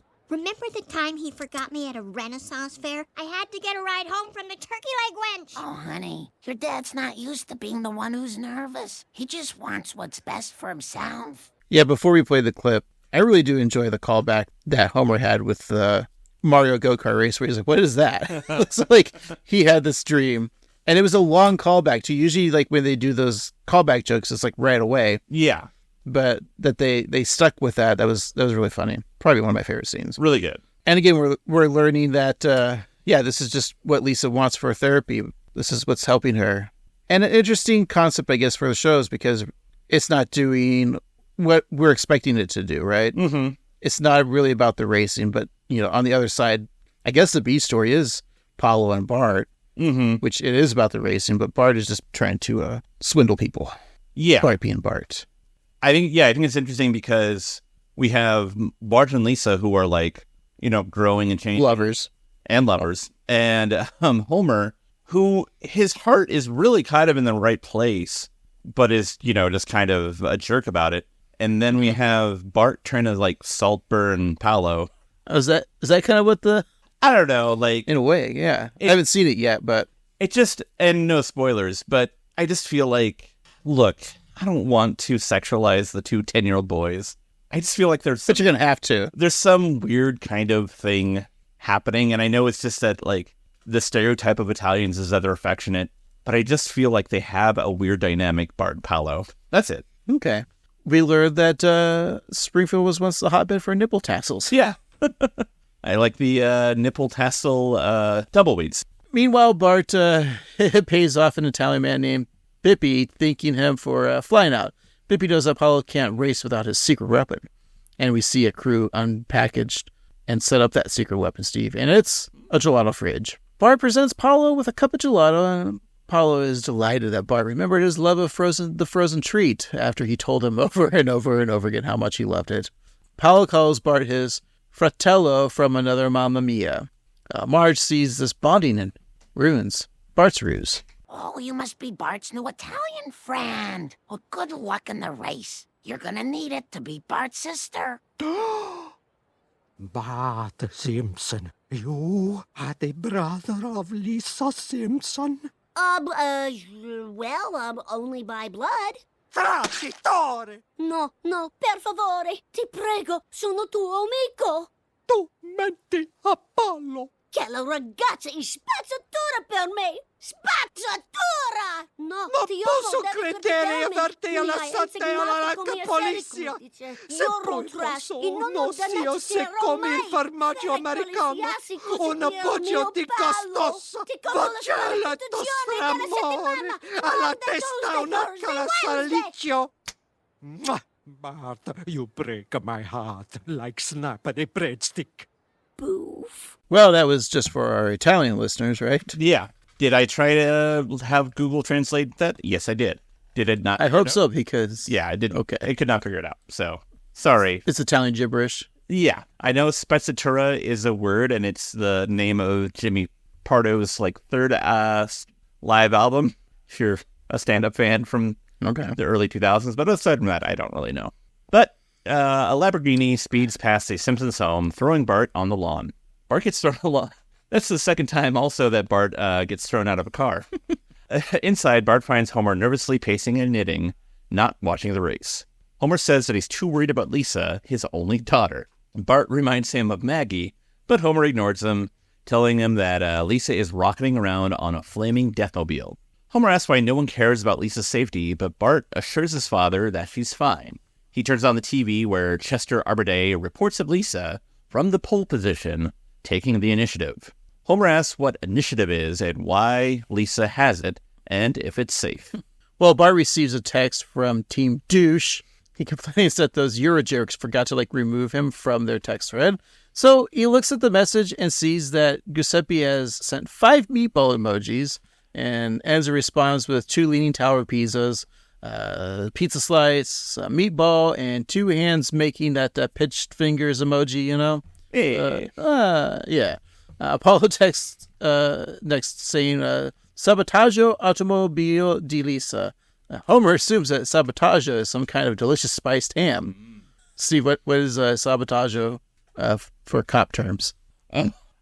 Basically, you dip your penis in Italian seasoning and have somebody suck it off. All right. Well, Bart knows the truth. They sabotage Lisa's cart, so Lisa's in danger, and Homer's overreacting is now just plain old reacting. Wow. And we all know in drama that acting is just reacting. Yeah. Perfect. On the track, it's the final lap of Springfield's Little Grand Prix. And as Chester Arbide puts it, the carts are tighter than a Royal Corgi's collar as they head into the Lard Lad turn. Feels like I've heard that before. Paolo enjoyed some gelato as he drives, compliments his team for loosening all the bolts on Lisa's cart. Team Douche hits Lisa's car, causing her to spin out. But as she spins, she collects her thoughts and finds her center. In the storm, I am the calm at the center. Why is her wheel not falling off? Sabotage. Okay, missing a wheel, no brakes, still in control. Okay, now I'm not in control, but still calm. Wow, I have a great therapist. She's gonna die! The great Rachel Bloom with She's Gonna Die. That's like, I fear all drivers have, is like they're just tired falling off while driving. Yeah, it's frightening. Lisa staying calm is not what I would be doing. No. I would need those Imodium ADs to shove up my ass at that moment. Well, Homer drives through the hay barriers onto the track to tell Marge that he's learned his lesson and that he was right. Lisa's not safe. So it's funny coming back to him saying that he solves everything. No help from anyone else.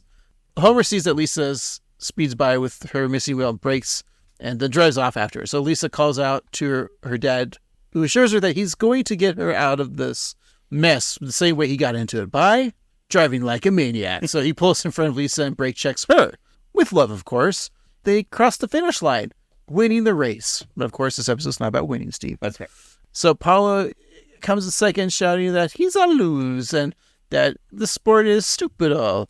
And he accepts his fate, fading away to Ibiza to a quiet life as a beach DJ. Poof. So Homer and Lisa hug. Lisa thanks her father for making her feel safe. Homer vows that he always will, and the camera pans out to show other go-kart racers try to avoid Homer and Lisa as they hug, and crashing in the process with flames flying everywhere. So although Lisa and Homer are safe, several children are injured, if not dead. And that's our episode. The animation of just the slow motion of the cars exploding, and it was very fun. Yeah. Nice, like, action-y, sweet ending. Yeah, really good. A lot of stuff happened in this episode. I'm going to take a moment to think about it. Why don't we take a break, and we'll be right back.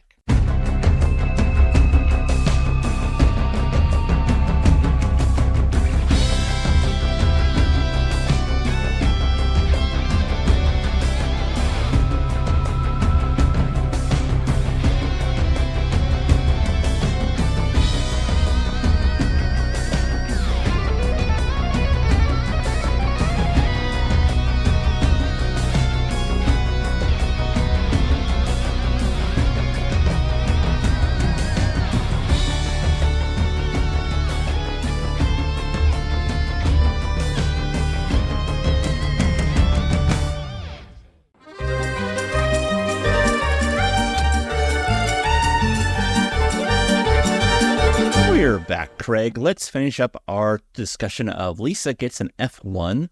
We'll talk about what made us laugh, a most valuable jokester, if you will, what we thought of the episode, and what we're watching next week. But before we do all of that, I think some gifts are in order. And so for you, Craig, it's not Springfield's main export now, but one day in the past, it certainly was. So I got you a case full of nipple tassels. And while you're enjoying those on your nipples, I also got you a gelato fridge so you can have ice cream and covered nipples to your heart's content. I appreciate that, and so do my nipples, all three of them. It sucks because the case of nipples, they're in an even number, so eventually you're going to have one bare nipple. Isn't One Bare Nipple a Wallflower song? Yeah. One bare nipple. Okay. Steve, I have to admit this episode gave me a lot of anxiety, and I was just worrying a lot, like trying to figure out like my favorite jokes and all that stuff, and trying to figure out like the gift giving you this, and I was just stressing the whole time. And when I do that, I knit, so I just knit you the sweater. Aw, sorry. That's nice. No, I love it. It's some good anxiety swag, so I appreciate it. And then I did finally end up getting you a gift, so I got you a little ball cap that says douche on it. Douche. Right. Yeah. So when I walk around, everyone will know just how big of a douche I am. It's all red and in a white serif font, like New Times Roman. That's good. That's classic. It's classic fashion. Yeah. I'll go good with my new shoes. Those nice gold sneakers that you got the other day? Yeah, they really help my performance. Make me feel confident. I didn't know you had $400 to spare on some tennis shoes. All right. What is for a good cause, it's totally worth it. Okay. But Craig, what made you laugh in this episode?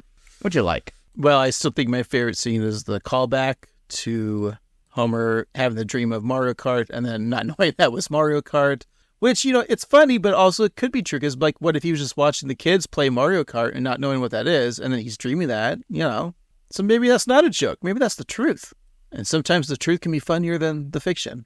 I don't really know what that means. I also have to give it up for, the end when their therapist, Annette, is freaking out because, like, Lisa's, like, calm, but then they're thanking her, or Marge is, and then we see her, and that was pretty funny. And we'll give it to Matt Berry, of course. I mean, it was kind of obvious, but just his announcing. Although, I don't know what I was expecting for the character, but it's nice that he was actually, like, throughout the entire episode. Like, a lot of times when you have, like, a guest actor come on, they're in just, like, a scene. And, look, when they had David Tennant on I.E. Bunny Romance a few, episodes ago, in the beginning of the season, well, his character was, like, in the whole episode. He only spoke a few times, and it felt like it was waste. This one, I got to hand it to them, that him throughout narrating the whole episode, I was very happy to see that he got a very substantial part. I agree with you because when I started watching this, in the first, 2 minutes of the episode, we get Matt Berry and Rachel Bloom doing their voice stuff, and I was concerned that would just be it. Like, oh, there's our guest stars, and then the episode would happen, but they were both kind of showed up throughout, and I thought it was a lot of fun. Yeah, and you actually got to see a caricature of the character of Chester, so it wasn't just a voiceover. The scene with the blue-haired lawyer eating the fried chicken, or I guess it was rotisserie chicken out of the toilet, was also very, very amusing to me. And then Marge getting the pacifier out. So those are my top scenes. Mm-hmm. How about you? First of all, the joke about the Cognitive Behavioral Center, being formerly the Zapatorium, very funny. And then the heightening of Mel being freaked out by, rightfully so, cockroaches in a bathtub, followed by the cat lady being surrounded by puppies and calling them monsters. And then, having the blue-haired lawyer being a little shit freak. That's fun. Rachel Bloom at the end shouting that she's going to die. That's really funny. All of Matt Berry's line readings were just so much fun and so good.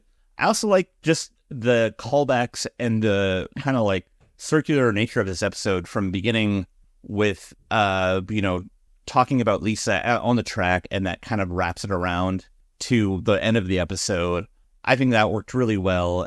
I even like, Homer talking to Bart about like, how this is my only daughter. And Bart's like, well, what about Maggie? And Homer just doesn't even hear Bart. And I thought that was fun. So a lot of fun in this. But Craig, if you had to rate this and, give this some sort of numerical rating, what would you give it?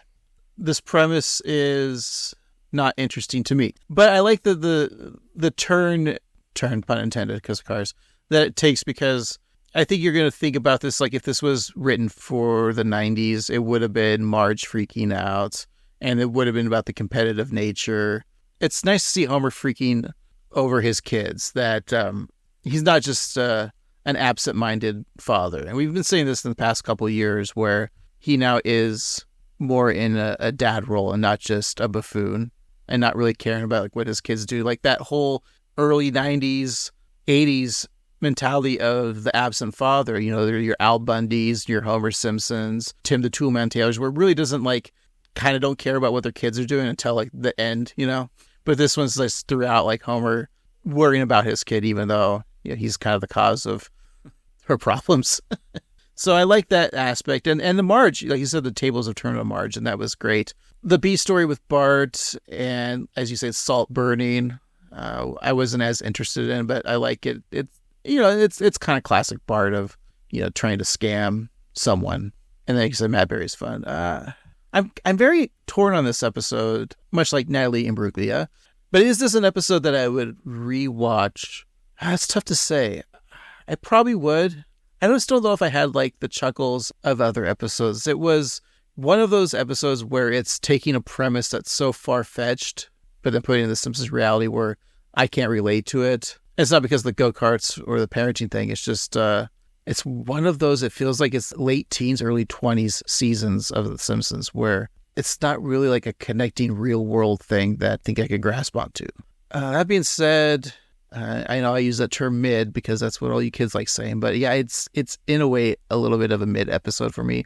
While there was some fun jokes and Matt Berry and Rachel Bloom were great guest voices, I'm going to say it's right there. It's right there in the middle. If I had to give it a ranking, how fast do go-karts go, Steve? Well, there have been karts, like professional, like adult ones, can go up to like over 150 miles, but you and I can't be driving those, right? We're not professionals. The majority of go-karts you get, like your amusement parks, your fun lands, they're going to go up to about 35 miles an hour. So out of 35, I'll give this episode a school zone. Steve, I'll give it a 20 miles. Interesting. How about you? Yeah, this is a very interesting episode that I'm really torn about. Okay, Natalie. On one hand, I found the episode to be very pleasant. I like the way it approached mental health. I feel like so often that when mental health is depicted in media, it's usually somebody's sad, and that's kind of their deal, is that they're sad. But to see Lisa actually find something that helps her and kind of grow from that, I thought that was great. We talked about throughout the episode about how she's successful as a go-kart racer, but she doesn't care about the success of winning, and it's just about her finding control in her life in a world that doesn't make sense. And so I really appreciate her and Marge's bond over that and them kind of growing together, and then Homer kind of coming in and not really ruining anything, but just trying to like have things his way because, as Marge puts it, he wants what's best for him. But I kind of feel like the ending of the episode kind of undercuts all of that because Lisa is saved by him and his shitty driving. So her sense of control is completely null and void because Homer saved the day. Not saying that it's not sweet, and I like the hug at the end, and I know that's how Simpsons episodes ends, but it kind of, I think, takes away from the whole process of Lisa's therapy. Yeah, you're right. It just like negates everything that she was trying to accomplish. Exactly. So maybe that was like the sourness I had in my mouth. You're right. Yeah. That's well put. I do think that Rachel Bloom and Matt Berry were both very good in this episode, and I think they're both utilized very well. Sometimes when we do have guest stars, they're either played too heavy, like the Taika Waititi episode, or they're not played enough, like you mentioned in the David Tennant episode. And I feel like both of them had a good chance to shine. This being Rachel Bloom's third appearance, I don't expect her to be as present, but I think she was present just enough, and seeing her at the end was very good. The B-plot with Bart and Paolo did very little for me. I just found Paolo to be kind of annoying, and I know that, Bart's being Bart by screwing him over, but it didn't really do much for me. I want to like this episode more than I do, but I feel like ultimately it's a soft miss for me. I like the Lisa-centric nature of it. I like her growth. I don't even mind like the go-kart aspect, but when you mentioned that it's kind of these mid-era Simpsons from like, say like 15 to 23, where you're just kind of throwing premises at the wall and kind of fitting it in where it needs to go, I think that's kind of what's happening here. And so it's just weird. So I think if I had to give it some sort of numerical rating, go-karts, they've got 4 wheels, and there's no denying that. 5 if you count the steering wheel. So out of 5, I'm going to guess this is a 2 out of 5. All right. Yeah, I don't know if it's a rewatch for me. I feel like it's maybe in a collection of binging episodes I would watch it, but I don't think I would seek it out. And that's just kind of where I'm at. Yeah, we only want to watch it for Rachel Bloom and Matt Berry. That's right. Okay. Well, that's what we thought of this episode. And although, we've had 2 new episodes this year, it's time for a break for new episodes. So, boof indeed. Let's find out what we're watching next week. And to do that, we're going to need that good old Wheel of Random. Alrighty, let's give it a spin to see which season we're in. Ba-doop.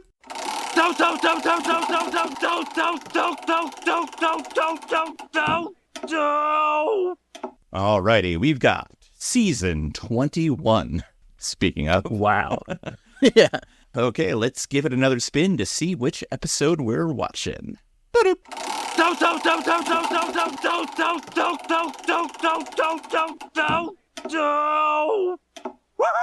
Episode 18, Season 21, Episode 18. Craig, can you guess the title of this episode? Yes, I can. Okay. This was called Lisa Gets an F1. Maybe they're going to parody one of their classic titles. Like you said earlier, it's like Lisa Bart gets an F. Mm-hmm. And this is Lisa Gets an F1. So I'm going to say they're going to parody the title Who Shot Mr. Burns, but it's going to be called Who Shoots Mr. Burns? Who Shoots Mr. Burns? Okay. Could be a photography episode. That's what I'm going for. Yeah. That's what I meant. Like, Who Shoots Mr. Burns? Well, Craig, unfortunately, or fortunately, I don't know, the title of this episode is Chief of Hearts. If you can guess the plot of this episode exactly, we don't have to do this podcast anymore. So, What do you think Chief of Hearts is all about? So Homer is digging in the backyard because he's going to put in a, so we've already done trampoline, we've already done pool. Did they have a tennis court at one point? How about an ice rink?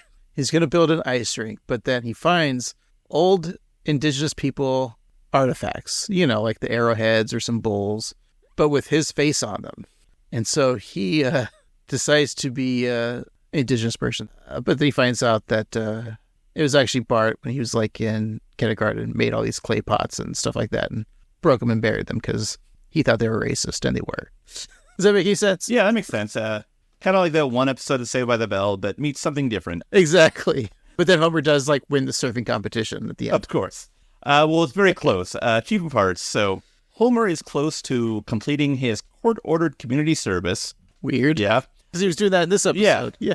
When he befriends Chief Wiggum by offering him one of his sandwiches.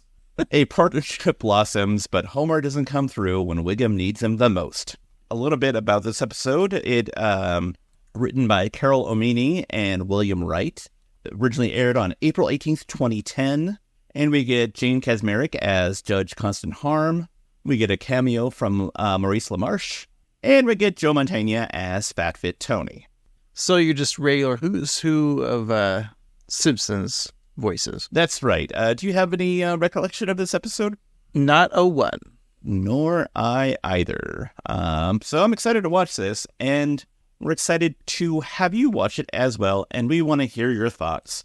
And you can share those thoughts by emailing us at 138simpsons@gmail.com, or you can go to your socials like your Instagram or your YouTube and go to 138simpsons. Yeah, and leave us a review on Apple Podcasts or Spotify or wherever you get your podcast.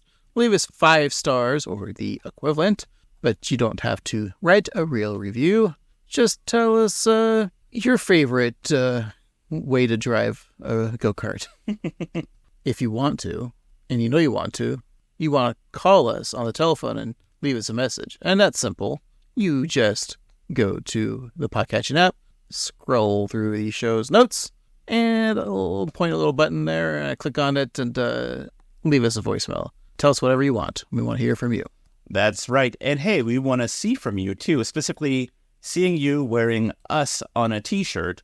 And you can do that by getting some of our awesome swag from tpublic.com/user/annoyedgruntboy. We don't have any cable knit sweaters yet, but we do have some great t-shirts. Yeah, wear one today. Alrighty. Tell a friend, tell a lover, tell an enemy. And thanks so much for listening. For this week, I've been Annoyed Grunt Boy Steve. And I've been Annoyed Grunt Boy Craig. And remember, America is such a wonderfully disgusting country. All the guns and the Bill Hillies, and all the television shows about Chicago, the fire, the police, and the man bear who makes the beef sandwich. Wait, do you hate my mouth?